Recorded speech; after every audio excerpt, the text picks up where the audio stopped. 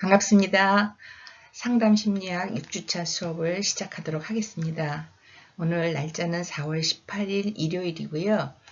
벌써 6주차 수업을 하게 됐네요.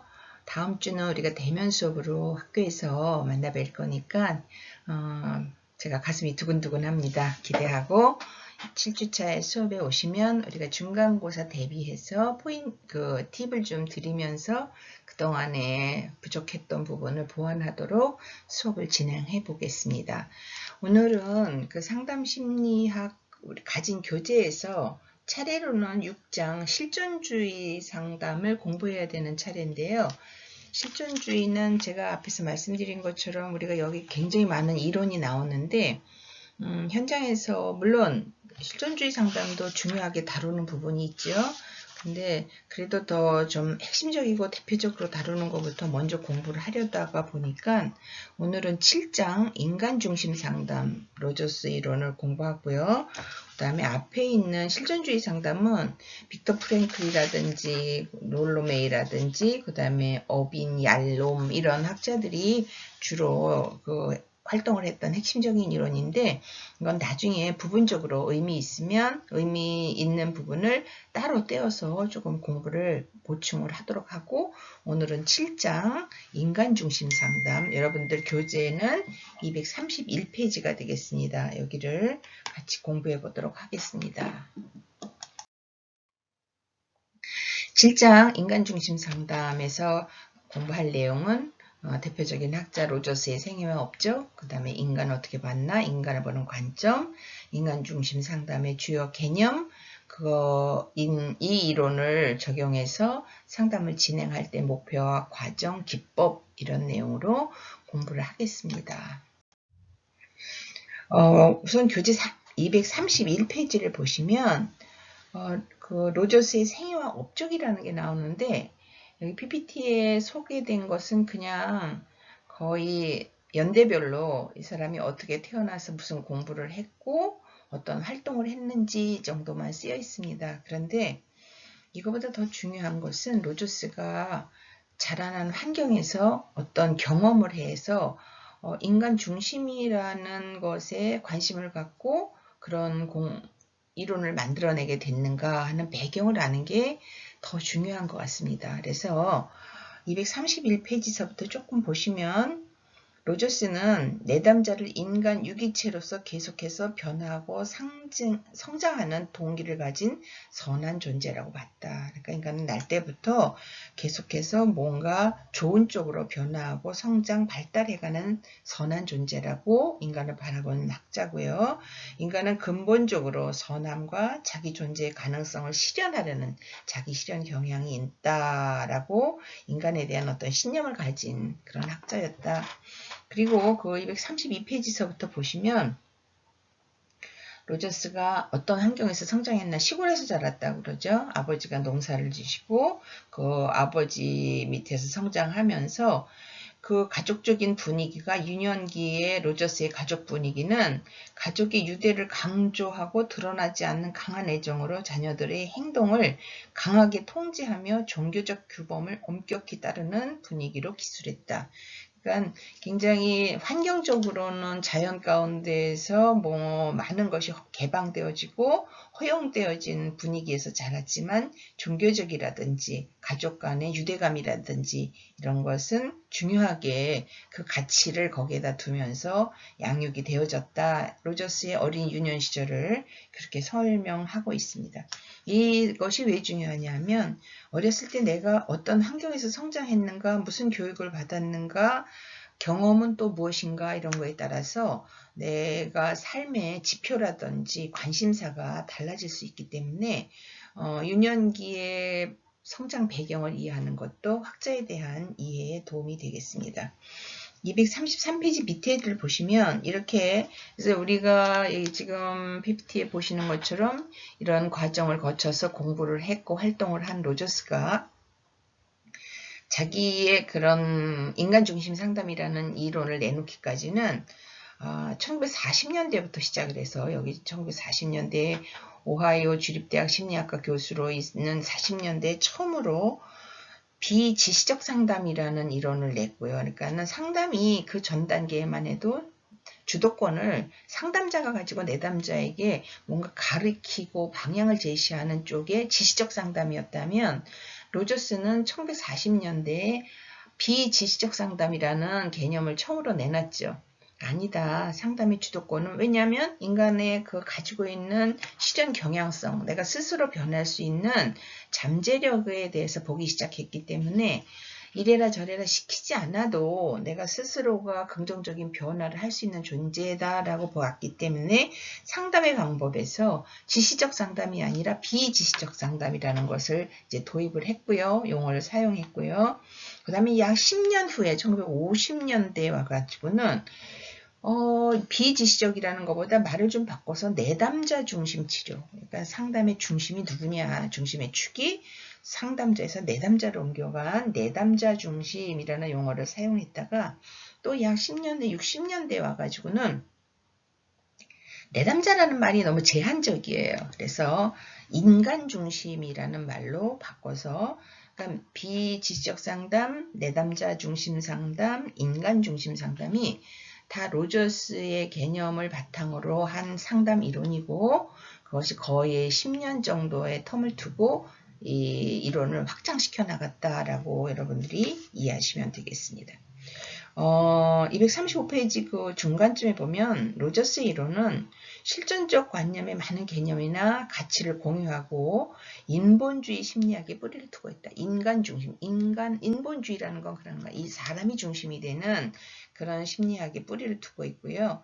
기본적인 가정은 로저스가 이제 기본적으로 가지고 있는 어떤 생각은 사람은 본질적으로 신뢰할 수 있고 상담자의 직접적인 개입이 없이도 자기를 이해하고 자기의 문제를 해결할 수 있는 충분한 능력을 가지고 있다. 그러니까 누가 도와주지 않아도 내 내면에 있는 문제를 자기가 해결할 수 있는 힘이 있다는 거예요. 여러분 그렇지 않나요? 여러분도 여태까지 살아오면서 어려움이 많았지만 그거 다 누구의 도움을 받고 해결하지는 않았어요. 스스로 내가 거기에 뭐 정말 머리를 싸매고 들어가든지 그걸 해결하기 위해서 나름대로의 방법을 동원해서 해결하면서 우리가 여기까지 왔어요. 그러니까 인간 중심에서는 인간을 그렇게 본 거죠. 자기가 직접적으로 그 문제를 해결할 수 있는 힘이 있는 존재고, 그 다음에 또 구체적인 치료 관계를 통해서 자기의 지시적 성장을 할 수 있다. 누군가의 도움이 거기에 추가가 되면 더 효율적이 될 수 있다는 거죠. 로저스는 상담자의 태도와 인간의 특성, 내담자와 상담자의 관계의 질이 상담 성과의 중요한 결정 요인이라고 강조했어요.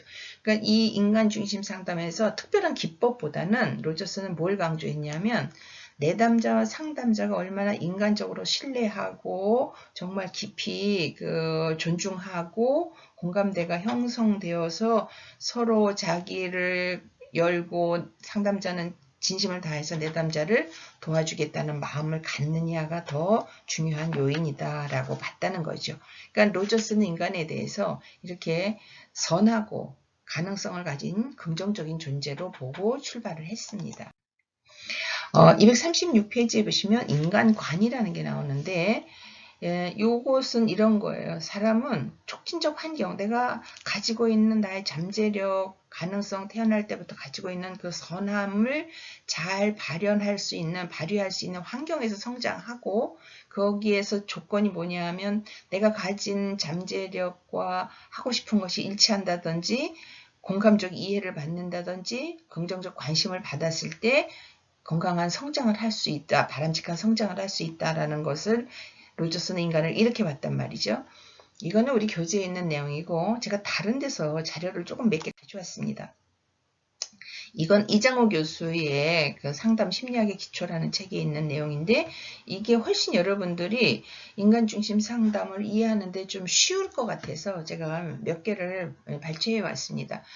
인간에 대해서 로저스는 어떻게 생각을 했냐, 인간은 어떻게 봤냐. 첫째가 실현 경향성을 가진 존재라는 거예요. 인간은 자기의 잠재력과 가능성을 실현하려는 타고난 경향성을 가지고 있다. 그러니까 나는 내 안에 이미 프로그램이 있다는 거예요. 여러분들 씨앗을 보면 그 씨앗이 겉으로 볼 땐 아무것도 그 속에 무엇이 있는지 모르지만 심어 놓고 나면 그것이 싹이 나고 자라고 꽃을 피워 열매를 맺는 것처럼 사람도 태어났을 때 이미 내 안에는 무한한 잠재력과 가능성을 가지고 태어난 그런 존재다. 인간을 이렇게 봤어요. 두 번째, 인간은 본래 부적응 상태를 극복하고, 그러니까 나에게 뭔가 문제가 되는 어떤 상황이 닥쳤을 때 이것을 극복하고 정신적 건강 상태를 되찾을 수 있는 능력이 있다. 따라서 인간 중심적 상담에서는 내담자 스스로 문제를 해결해 나도록 하는 상담자는 촉진자의 역할만 하면 되는 거예요. 그러니까 문제는 내가 스스로 해서 해결할 수 있기 때문에 상담자는 그것을 옆에서 돕는 서포터, 촉진자의 역할을 하는 것이 맞다. 그 다음에 여기서 중요하게 보는 거는 현상학적 장, 이거 뒤에서 다시 설명할 건데 여기와 지금이 중요하다는 거예요. 그렇다면 그 반대되는 여기와 지금은 here and now죠. 반대되는 there and then은 어떤 개념이에요? 이거는 정신분석 이론이에요. 그때 거기 네가 어린 3살 때 그때의 그 경험 주변에 있었던 누구와의 관계 그래서 그것이 너의 성격이나 삶의 방향을 이미 그때 결정되어졌다. 라고 본 게 정신분석 이론이었잖아요. 근데 인간 중심은 그래 그것을 무시할 수 있는 건 아니지만 그거보다 더 중요한 것은 내가 그 후에 나이도 먹고 공부도 하고 다양한 경험을 하면서 성장했어요. 그리고 나는 이미 내 안에 항상 좋은 쪽으로 발전하려는 가능성을 가지고 태어난 존재이기 때문에 중간의 과정 단계에서 어떤 문제 행동을 했을지라도 그게 중요한 게 아니라 지금 여기서 내가 어떤 생각을 하고 판단을 하고 결정을 해서 나의 삶의 질을 바꿀 수, 방향을 바꿀 수 있느냐 이거는 지금의 문제라는 거죠. 그래서 there and then 그때 거기에 문제가 아니고 here and now 여기 지금의 문제로 본 것이 로저스가 인간을 보는 기본 관점이었습니다. 그 다음에 인간은 어떤 존재냐? 긍정적 존중의 욕구와 자기. 아까 앞에서 그 동그라미에서 얘기했을 때 사람은 타고난 환경이 자기 어떤 능력, 잠재력이 있는데 어떤 환경에 처하느냐에 따라서 결과는 달라진다고 그랬잖아요. 존중받고 인정받고 이런 사람이냐 아니면 그것이 무가치하게 여겨졌느냐에 따라서 그러니까 이렇게 긍정적 존중을 받을 욕구가 인간은 있다. 사람은 긍정적인 자기 개념을 가지려는 욕구가 있고 이걸 위해서 다른 사람에게 존중받는 것이 굉장히 중요하다. 그 다음에 두 번째는 가치의 조건인데 가치의 조건은 한 개인의 가치를 판단하는 외적인 조건, 흔히 부모를 포함한 중요한 타인에 의해서 부여된 기준일 경우가 많다. 아이들은 어려서 성장해 가는데 어른의 인정, 애정을 받으려는 욕구가 매우 강하죠. 그래서 이것을 어른들이 채워주면 아이가 기대하는 만큼 그 욕구를 충족시켜주면 아이는 그것이 나는 그런 사람이구나 라고 내면화가 된다는 거예요. 그래서 그것을 뒤에서 이제 표로 하나 그려서 설명을 하겠습니다. 세 번째는 가치의 조건과 실현 경향성이 조화를 이룬다면 굉장히 바람직하게 그러니까 내가 가지고 있는 능력과 또 주변에서부터 그런 것에 좋은 자극을 받으면 아무 문제 없이 바람직한 인생을 살고 성장할 수 있겠죠. 그러나 외적으로부터 가치 조건에 따라서 부여된 가치 조건에 따라서 살아간다면 나는 내 안에 있는 내가 하고 싶고 발휘할 수 있는 능력은 다른 건데 밖에서 자꾸 나에게 다른 기대를 하거나 다른 자극을 주면 거기에서 심리적 부적응 상태가 된다는 거예요. 그러니까 지금 앞에서 1, 2, 3 얘기 설명한 거를 지금 표 하나로 그려서 여러분들이 이해하기 쉽게 인간 중심 상담을 설명해요. 첫째, 사람은 태어날 때 실현 경향성이라는 게 있어요. 모든 사람은 아주 쉽게 예를 들면 나는 태어날 때 굉장히 운동을 잘할 수 있는 그런 신체적 조건과 재능과 여러 가지 기질, 소질 이런 것을 갖고 태어났어요. 그래서 나는 몸을 많이 움직이고 굉장히 역동적이고 다른 사람에 비해서 그런 탁월한 능력을 가진 사람으로 태어났어요. 근데 이렇게 태어난 아이가 성장을 해가는 과정에 그가 가진 거에 대해서 주변 사람들이 칭찬을 해줘요. 야, 너는 굉장히 운동을 잘하는구나. 야, 너는 굉장히 남다른 재능이 있구나. 내가 가진 실현 경향성을 인정해주고 부모님이 제일 중요한 사람이 부모님이잖아요. 아이들에게는 제일 중요한 타인이 부모님이에요. 부모님이 그래. 요즘 세상에 정말 운동 하나만 잘해도 네가 너 삶을 행복하고 정말 즐겁게 살아갈 수 있다. 꼭 공부를 잘하는 것만이 성공적인 인생을 보장하는 건 아니잖아. 부모님이 그런 생각을 하면서 긍정적 존중을 해주면 이 아이가 가지고 있는 자기의 잠재력에다가 중요한 외부 타인이 부모님이 이거를 인정해주고 존중을 해주면 이 아이가 자기가 가지고 있는 그런 생각이 굳어지는 거예요. 자기 개념이 굳어지면서 그래 나는 앞으로 훌륭한 축구선수가 되어서 우리나라 국가대표가 되고 전 세계적으로 이름을 날리는 훌륭한 축구선수가 되어서 돈도 많이 벌고 돈을 많이 버는 걸 가지고 좋은 일에도 많이 쓰고 후학도 양성하고 나는 일생을 축구를 잘하는 사람으로 빛나는 인생이 되어서 살 거야.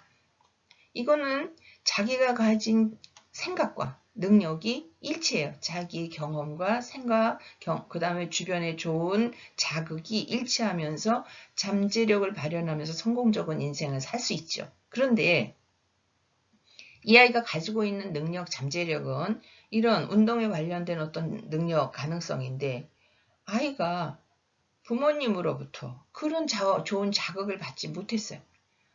야, 운동 그까짓 거 젊어서 조금 하다가 나중에 운동선수로 네가 성공하지 못하면 긴 인생을 앞으로 뭘 해먹고 살 거야. 뭐 이런 부정적인 반응을 한다든지, 야, 운동하는 게 그렇게 쉬운 일이 아니야. 수많은 사람이 운동에 도전하지만 그 중에서 정말 인정받는 사람은 몇 명이나 나오겠니? 몇 프로나 되겠니? 이런 그 아이가 정말 자기 개념을 나는 앞으로 운동을 해서 훌륭한 사람이 되고 이런 인생을 살 거야 라는 자기 개념을 형성했는데 이런 자극 자체가 부정적이고 그 다음에 내가 그 형성한 개념이 그래 나는 훌륭한 운동선수로 살 거야 라는 개념을 형성했는데 하다 보니까 어떤 한계에 부딪힌다든지 아니면 계속 뭔가 도전한 거에 실패를 한다든지 아니면 주변 사람들로부터 부정적인 자꾸 평가를 듣는다든지 이래서 내가 생각한 것과 경험이 일치하지 않으면 심리적인 갈등을 겪게 되죠. 그러니까 바로 이 상황에서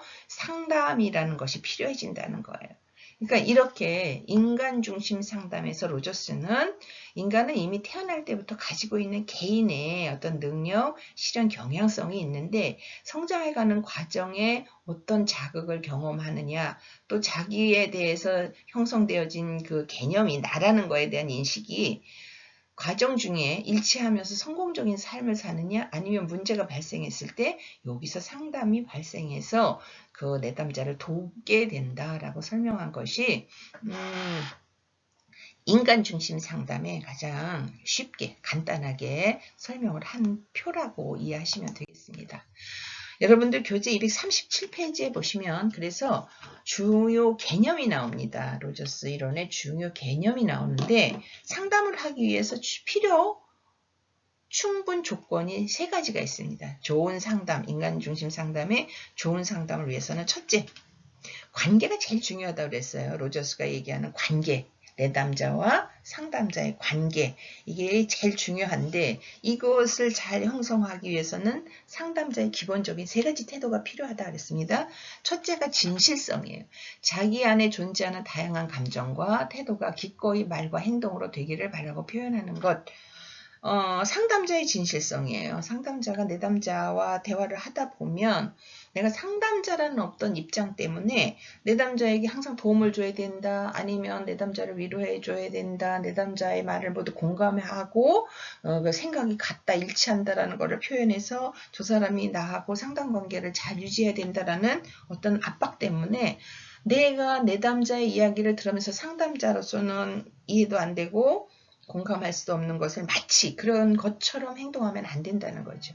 그런데 주의할 것은 내담자는 이미 마음의 상처, 어떤 도움을 필요로 하는 상태에 정서적인 불안정의 상태로 왔기 때문에 그것을 상담자가 너무 직면해서 내담자에게 바로 지적을 하거나 표현을 하면 내담자 입장에서는 굉장한 또 다른 상처를 받게 되죠. 그래서 상담에 기술이 여기서 필요한 것 같아요.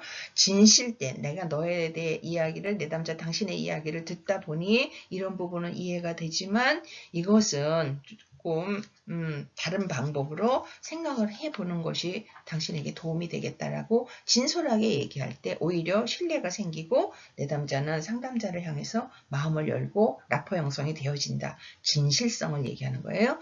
두 번째는 무조건적 긍정적 존중이라고 그랬어요. 내담자의 조건, 행동, 감정과 상관없이 무조건적 가치를 지닌 사람으로서 그를 하나의 고유한 인간으로 따뜻하게 존중하는 것. 그러니까 이거는 행동에 대한 존중이 아니고 그 내담자의 인간으로서의 가치에 대한 존중이에요. 지금 내담자들이 상담을 하러 왔을 때는 별의별 사연 또 어떤 정말 이해될 수 없는 행동의 결과로 상담을 오는 경우가 많잖아요. 쉽게 말하면 청소년 아이가 학교를 무작정 안 가요. 근데 인간 중심의 상담을 한다고 내담자가 선생님 정말 저는 학교 가기가 싫어요. 그래서 저는 무단 결석을 하는 거예요. 그러면 그건 행동이에요. 상담자가 그럼 그럴 수도 있지. 이렇게 무조건적 존중을 해줬다간 나중에 정말 이거는 올바른 상담도 아니지만 나중에 상담자가 책임져야 될 아주 큰 문제가 발생할 수 있어요. 이런 문제에 대한 공감 존중이 아니고 네가 그렇게 학교를 거부하게 됐을 땐 네 마음도 괴롭고 뭔가 원인이 있었겠지. 그런 결심을 무작정 한 건 아니겠지. 그러니까 그가 가지고 있는 생각과 감정과 지금 인격체로서의 존중을 말하는 게 무조건적 긍정적 존중입니다. 세 번째, 공감적 이해라는 게 있습니다. 내담자가 경험하고 있는 감정과 개인적인 중요한 의미들을 상담자가 정확하게 감지하고 또 내담자에게 이해하는 것을 전달해 주는 것을 말합니다. 그러니까 이것은 우리가 사실 내가 저 사람하고 똑같은 상태의 어떤 감정을 갖는다는 것은 굉장히 어려운 일이죠. 그래서 공감적 이해라는 것을 잠시 상담자가 내담자의 내적 세계에 들어가서 내담자와 함께 민감하게 어떤 감정적인 기복을 겪으면서 비판이나 판단을 하지 않는 것을 공감적 이해라고 합니다. 공감적 이해는 인간 중심 상담에서 가장 중요한 요소고요. 사실은 다른 이론에서도 이 공감적 이해는 상담에서 중요한 가치라고 다루고 있습니다.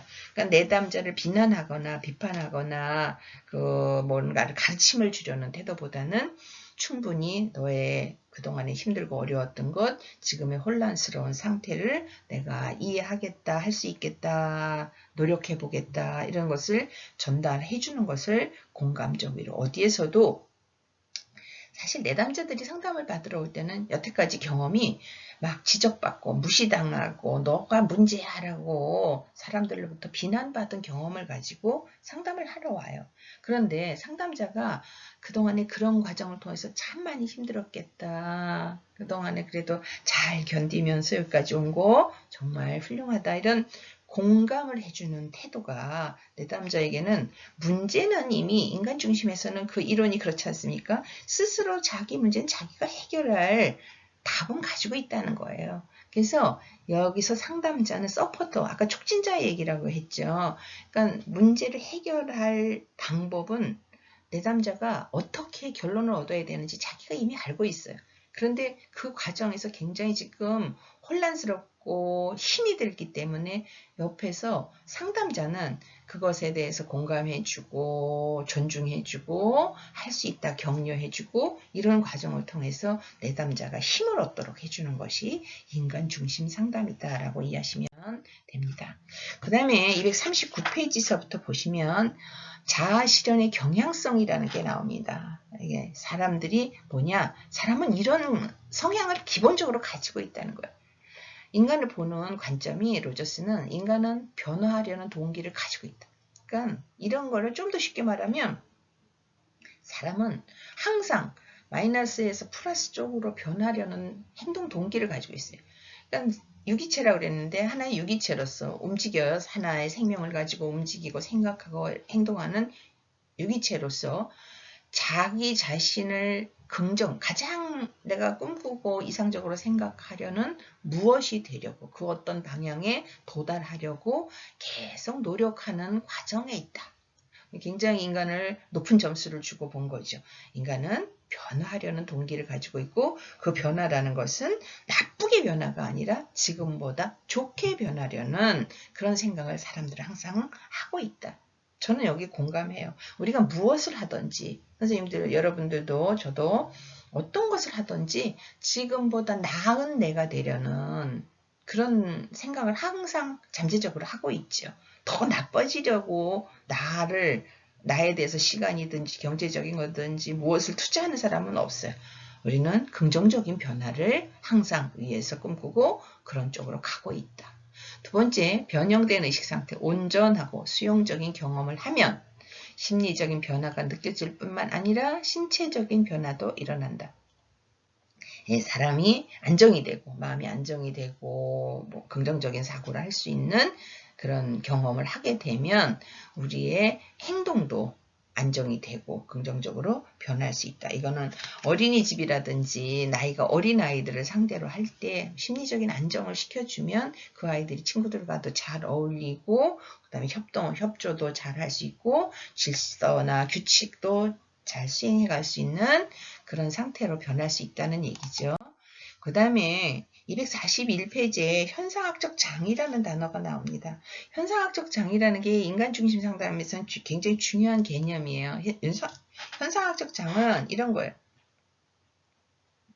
경험적 세계 또는 주관적 경험으로 불리는 개념이에요. 특정 순간에 개인이 지각하고 경험하는 모든 것을 의미하는데 로저스는 동일한 현상이라도 개인에 따라 다르게 지각하고 경험하기 때문에 이 세상에는 개인적 현실, 즉 현상학적 장만 존재하고 한다고 본다. 말이 좀 어렵죠? 제가 설명을 풀어서 해드릴게요. 자, 저녁 때 우리가 해가 지는 이렇게 니엇니엇 해가 지는 장면을 한 3사람, 4사람이 같이 봐요. 그러면 그 해가 지는 그 현상을 보면서 그것을 해석하는 것은 4사람이 다 본 사람마다 다 다르다는 거예요. 그게 경험적 세계, 주관적 경험이에요. 어떤 사람은 해가 지는 그 황혼을 보면서 참 쓸쓸하다 이런 느낌. 어떤 사람은 와 진짜 황홀하다. 어떤 사람은 야 내 인생이 지금 저 해가 지는 황혼까지는 않았어도 어디까지 왔을까 이런 자기에 대한 주관적인 해석. 그러니까 이렇게 똑같은 현상을 놓고도 사람마다 그것을 통해서 받아들이는 해석의 범위, 방법, 내용은 다 다르다는 거예요. 그렇기 때문에 사람들을 상담을 할 때 내담자를 실직이라는 문제 아니면 가정 불화, 부부간의 어떤 갈등 보이는 현상은 똑같아요. 그렇지만 그 똑같은 현상을 내담자가 어떻게 받아들이고 있고 해석을 하느냐를 상담자는 잘 알아서 접근하고 여기에 도움을 주겠다라는 상담자적인 태도를 갖는 것이 중요합니다. 그래서 이 개인이 가지고 있는 현상학적 장이라는 것이 인간중심 상담에서는 굉장히 중요한 개념이다. 이렇게 보시면 되겠습니다. 이 현상학적 장을 통해서 이렇게 2개, 가치의 조건과 자기라는 거, 성숙된 인간이 되어가는 중요한 방해의 원천, 경험을 통해서 학습하고 주관적으로 경험하는 사실을 왜곡, 부정한다. 좀 전에 설명을 했죠. 그 다음에 조직적이고 지속적인 인식, 현실의 자기, 이상적 자기에 대해서 비교해서 생각해 볼 수 있게 되고 자기 구조와 주관적 경험 사이의 일치가 매우 중요하다. 그러니까 내가 주어진 자극에 대해서 어떻게 반응하고 해석하고 받아들이느냐라는 것을 이런 가치의 조건 하나 자기라는 개념을 통해서 성취해 나갈 수 있다. 이렇게 로저스는 설명을 했습니다. 그 다음에 245페이지 보시면 이제 상담. 이 인간중심 상담에서 상담의 목표와 과정이 나옵니다. 첫째가 상담의 목표는 인간중심 상담의 궁극적인 목표는 자기 자신이 되는 것. 그러니까 하고 태어난 내가 가지고 있는 그 가능성, 잠재력을 발현해서 내가 가장 행복하고 가장 되고 싶은 어떤 상태의 내가 되는 것이 최종 목표예요.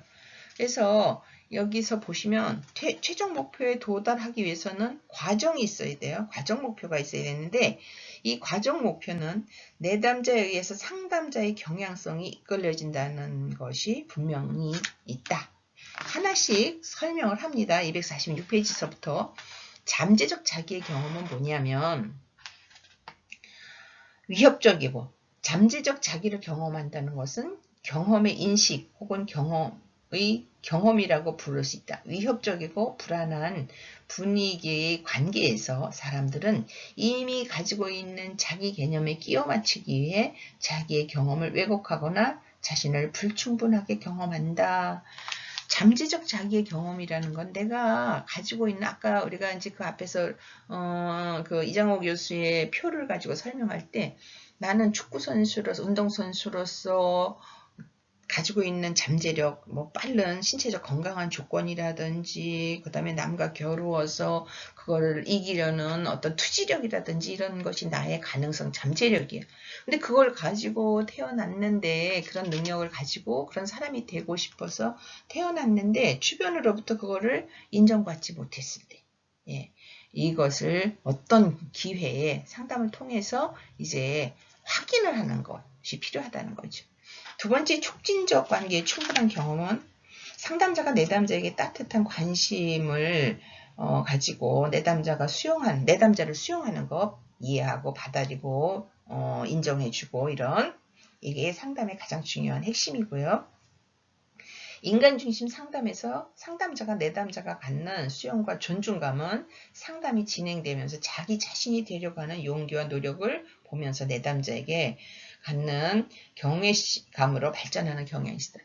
여기서 이제 라포 형성이 되는 거죠. 이런 자기의 얘기를 나는 선생님 어릴 때부터 정말 이게 꿈이었고 이렇게 되고 싶었는데 주변에서 나를 이해해주거나 격려해주는 사람이 없어서 항상 나는 외롭고 뭔가 불만이 있었고 그것 때문에 신경질도 많이 부렸고 엄마 아빠하고 사이도 안 좋고 뭔가 자기 얘기를 했어요.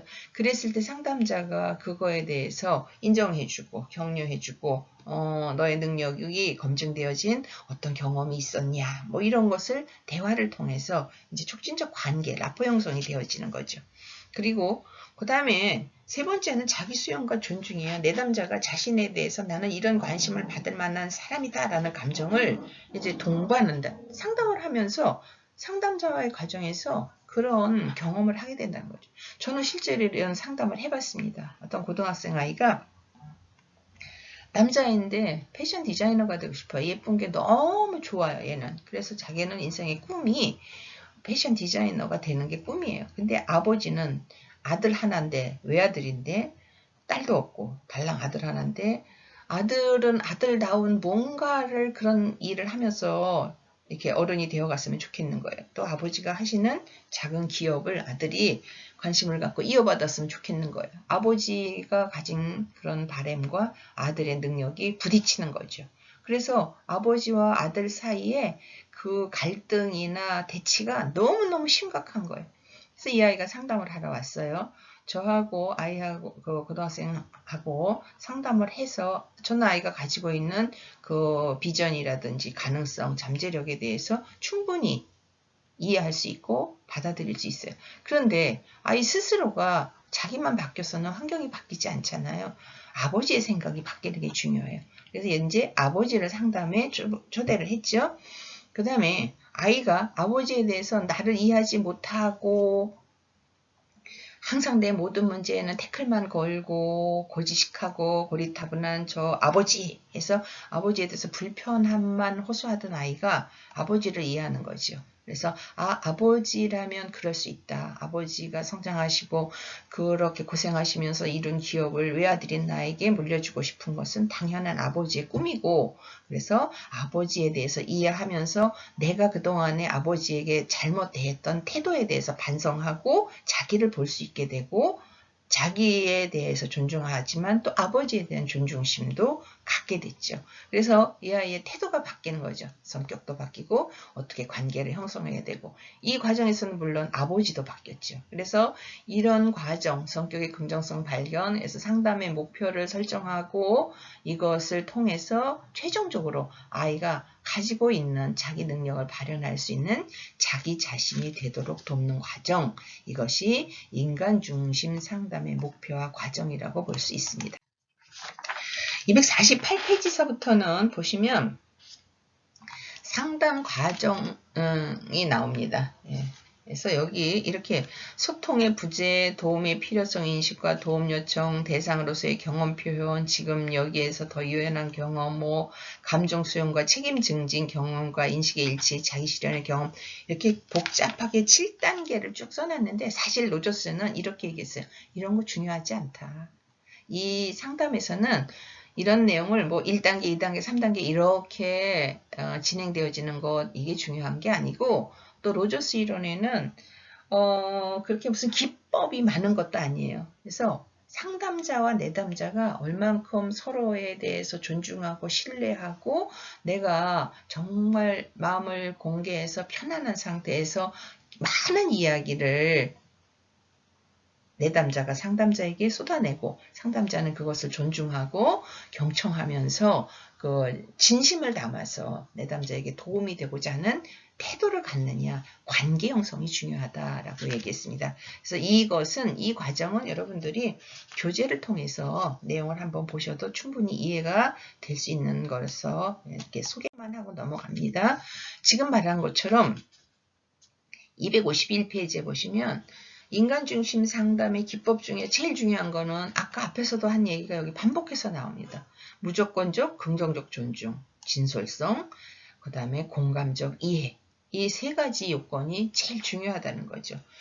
무조건적, 긍정적 존중은 인격에 대한 존중이고 그 내담자의 감정에 대한 존중이라고 그랬습니다.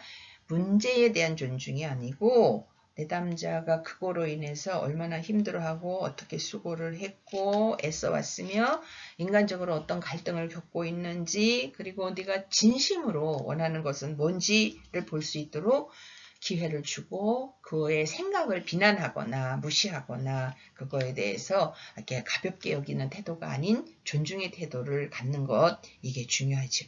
그 다음에 두 번째 진솔성, 진실성이라고도 하고 진솔성이라고도 하는데 우리 교재에 진실성으로 나와 있으니까 진실성으로 자기를 이해하고 수용하며 솔직하게 개방하려는 노력이 필요하다 그랬습니다. 상담자가 내담자와의 관계에서 나타나는 반응이 순간순간 상담자 자신이 내적으로 경험하고 느끼는 바와 합치되는, 그러니까 내담자 이야기를 상담자가 듣다 보면 화가 나기도 하고 어처구니가 없기도 하고 한심하기도 하고 짜증이 나기도 하고 상담자도 감정을 가졌기 때문에 순간순간 굉장히 복잡한 어떤 감정적 경험을 하게 되는 거죠. 그런데 이때 상담자가 인간 중심 상담에서 상담자가 모든 것을 다 이해하는 척, 그냥 다 수용하는 척 하는 것은 진실한 상담이 아니라는 거예요. 그래서 이때의 그 상담을 통해서 상담자가 느끼는 자기 상태를 내담자에게 전달을 해야 되는데 상담자는 진실성을 갖추고 자기를 이해하고 수용하며 솔직하게 개방할 필요가 있다. 네, 여기 솔직하게 개방한다고 했잖아요.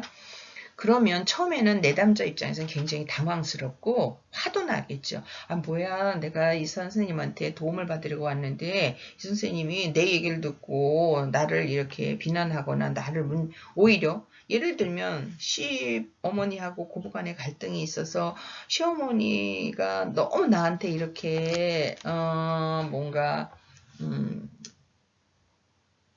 도리에 맞지 않는 어떤 행동을 하는 것이 견딜 수 없다라는 것을 호소하기 위해서 왔는데 상담자가 내 며느리의 얘기를 듣다 보니까 내담자인 며느리의 이야기를 듣다 보니까 나래도 시어머니라면 당신한테 그렇게 하겠다 이런 마음이 상담자에게 확 드는 거예요. 근데 그거를 그대로 당연히 시어머니가 그럴 수 있지요 라고 얘기했다가는 이거는 정말 해서는 안 된 상담자의 태도죠.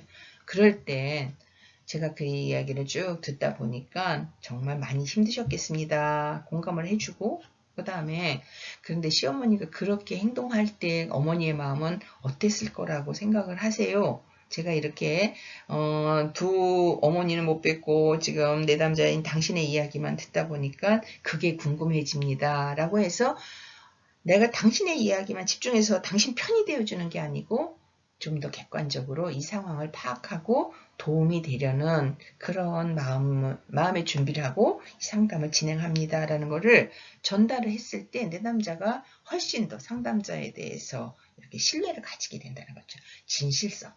그 다음에 공감적 이해, 아까도 얘기했습니다. 내 남자의 입장에서 듣고 반응하는 것, 공감적 이해라고 그랬죠. 그래서 상담자를 촉진하는 그 상담자의 촉진적 태도는 내담자의 태도는 이런 단계를 거쳐서 이제 진행이 되어진다.